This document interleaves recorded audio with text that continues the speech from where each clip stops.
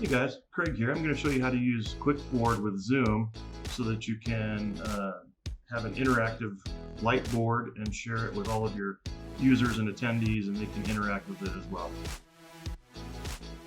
So this is a diagram of what you're going to need. Essentially just a computer with Zoom installed, and you're going to bring up QWIKboard in a browser, and then you're going to share that URL with your tablet with a pencil, and then you can start drawing, and you can share that QWIKboard URL with in the chat window of Zoom, and then all of the other attendees can also write on and interactively view that lightboard. Okay, so the first thing we're going to do is we're in a Zoom session here. And I don't have my video or microphone turned on yet, but what we're going to do, we're going to just click on share screen, and we're going to select the one that it has the browser. In this case I'm using Firefox, that's running the QWIKboard. Alright, so you just share that. What your users will see in their Zoom session from you sharing your screen or your application, you're going to share this window, you're going to see the QWIKboard app. And if I also pull up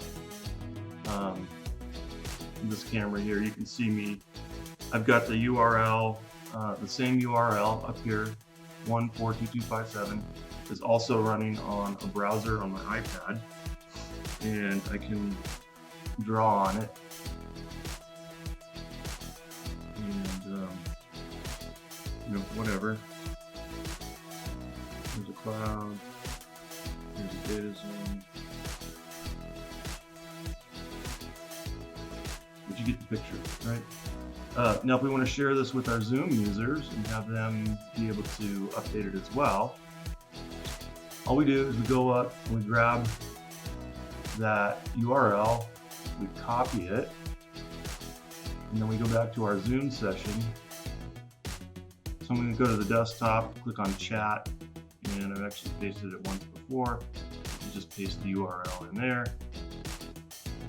And now anybody that's in that audience, everyone, or you can send it to specific people, all they do is they click on that, and it opens a browser with the default settings. And so I can just pick a color, set the size, and anybody else who's on that Zoom and click on this, and now they can interact with it and everybody can see. Now if we go back to the Firefox browser, you can all see that somebody who clicked on the link was able to get in and start drawing as well. So that's how you do it. Super easy, super simple.